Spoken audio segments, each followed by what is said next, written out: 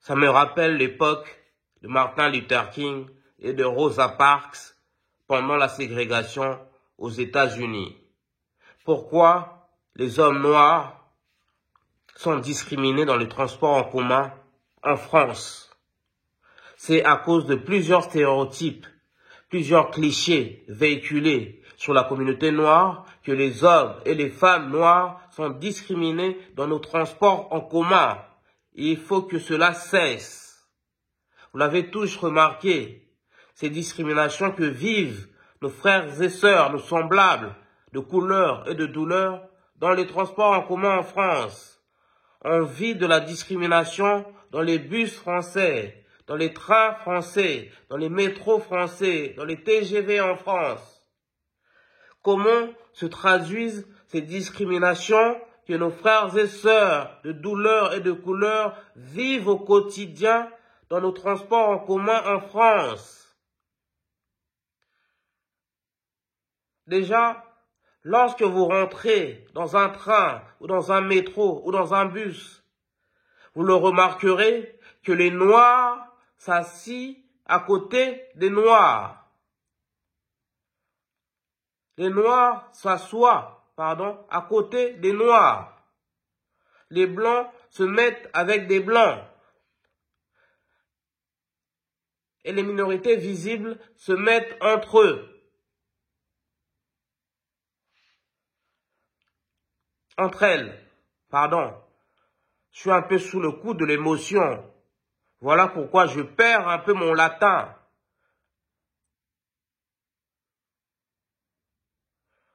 Ça, c'est tous les jours, matin, midi, soir, qu'on le constate dans les transports en commun en France. Moi, à chaque fois, je rentre dans un train, dans un métro, dans un bus.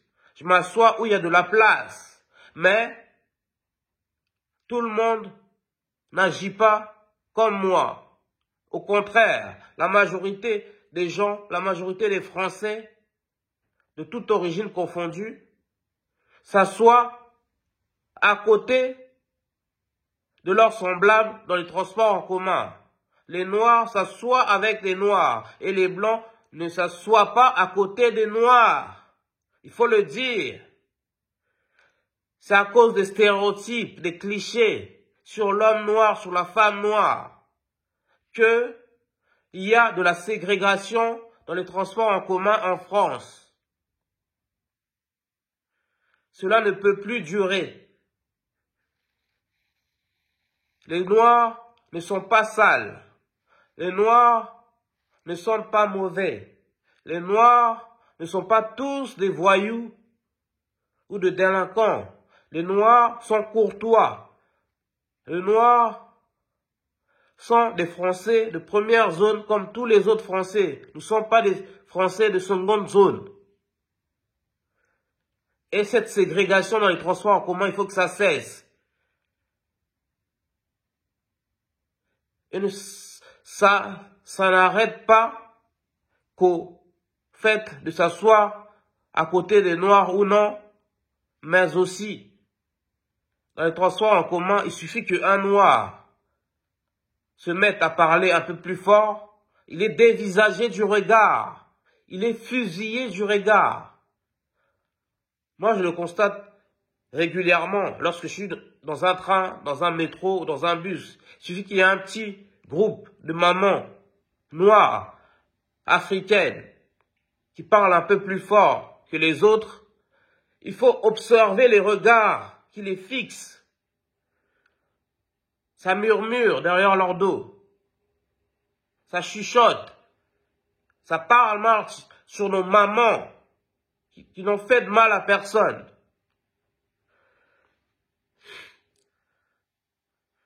Les Noirs, les hommes et femmes de la communauté sont pointés du doigt dans les transports en commun en France. Sont dévisagés.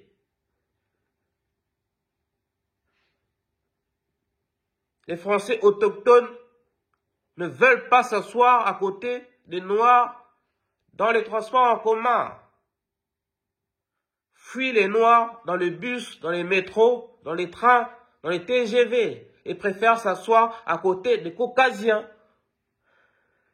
Ça nous rappelle une sale époque de la ségrégation aux États-Unis, lorsque Martin Luther King et Rosa Parks luttaient contre ces discriminations dans les bus américains, dans les transports en commun américains, où il y avait des places réservées aux Noirs derrière le bus et d'autres places réservées aux Blancs devant le bus. Et cela se passe aujourd'hui, en 2025, en France.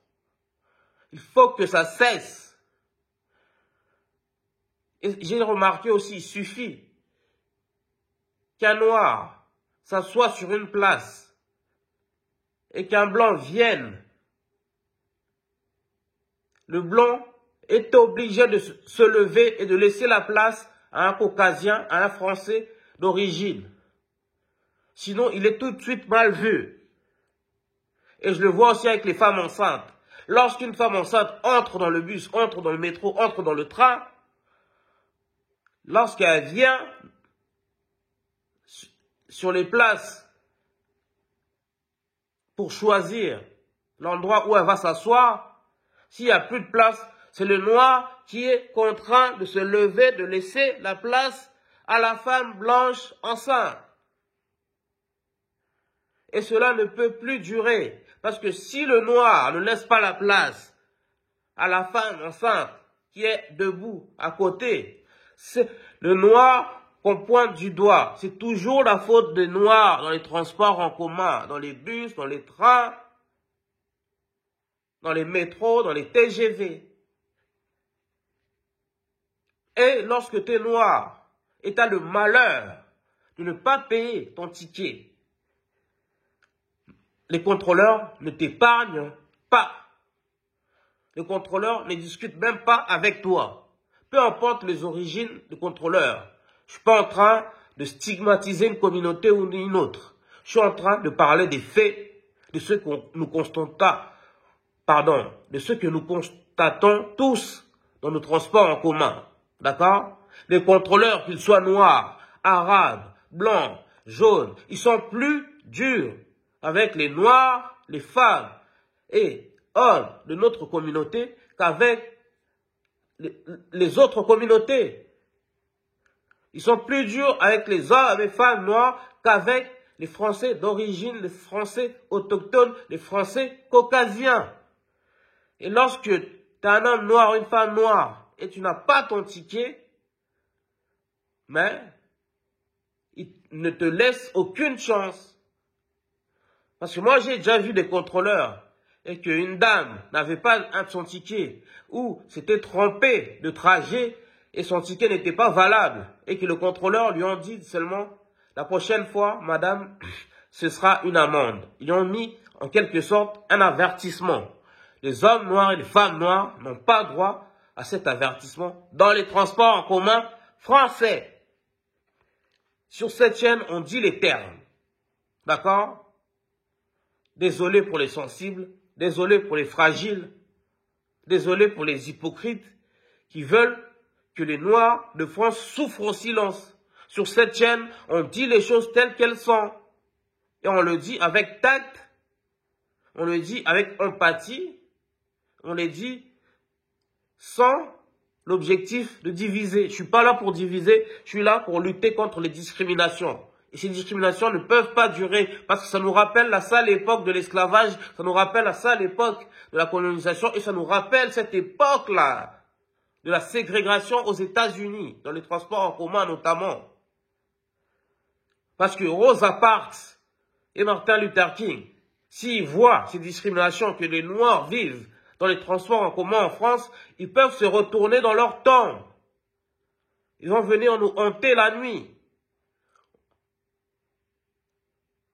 Ce n'est pas normal, au XXIe siècle, en 2025, que les stéréotypes, les clichés sur la communauté noire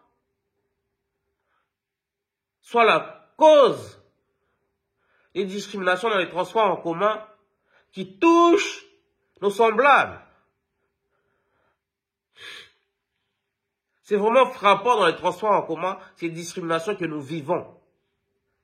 Et dites-nous dans les commentaires si vous avez constaté la même chose que moi. Si, comme moi, vous avez constaté que les Blancs se mettent avec les Blancs dans les bus, dans les trains, dans les métros. Et que si vous avez constaté que les hommes noirs et femmes noires n'avaient qu'à se tenir à carreau, ne pas parler fort dans les trains, dans les transports en commun en France, sinon ils sont dévisagés, sinon ils sont pointés du doigt, voire insultés. Et dites-nous si vous l'avez constaté ou non aussi, que les contrôleurs sont plus sévères, plus durs avec les hommes et femmes noirs qui n'ont pas de ticket, et ils sont plus indulgents avec les caucasiens qui n'ont pas non plus de titre de transport.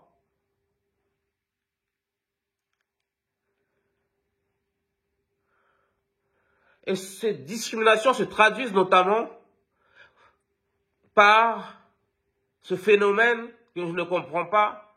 Lorsqu'un homme noir n'a pas de ticket, veut, par exemple, passer le portique derrière un Français d'origine, le Français d'origine aura tendance soit à le sermonner, soit à ne pas le laisser passer, ou soit à le prendre mal. Pourtant, lorsqu'il s'agit d'un Français qui se met derrière un Français pour passer au moment du portique, cela, ça ne pose aucun problème. Franchement, ces discriminations qui vivent nos frères et sœurs, nos semblables dans les transports en commun en France doivent cesser. La ségrégation, l'apartheid, c'est fini. On est en 2021, en 2025. Dites-nous ce que vous en pensez dans les commentaires.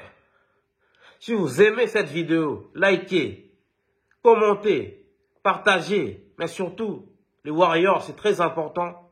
Abonnez-vous, s'il vous plaît. Activez la cloche de notification pour ne rien manquer des prochaines vidéos, des prochains épisodes. Sur cette chaîne, on parle de la culture et de l'excellence noire. On parle de l'actualité et de la spiritualité africaine. On parle aussi de la drépanocytose, une maladie qui touche particulièrement les Noirs, les Africains et les Afro-descendants. Mais on parle aussi de la dot et de tous les tabous qui touchent notre communauté de près ou de loin.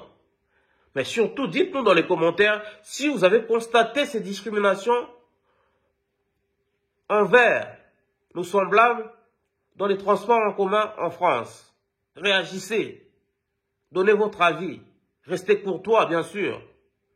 Ici, on est là pour débattre, pour réfléchir sur les grands défis de la société française. On n'est pas là pour pointer du doigt une communauté, on n'est pas là pour se plaindre ou pour chialer, comme on me dit. On est là juste pour un monde meilleur. On œuvre pour changer les choses. Voilà l'objectif de ma chaîne, c'est d'interpeller les coupables et d'aider les victimes à s'intégrer socialement, professionnellement, sur tous les plans en France. Je suis Sébastien Badibanga, l'animateur de cette chaîne. Merci beaucoup d'être nombreux à nous suivre. On est ensemble au TEP. Salut. Ciao.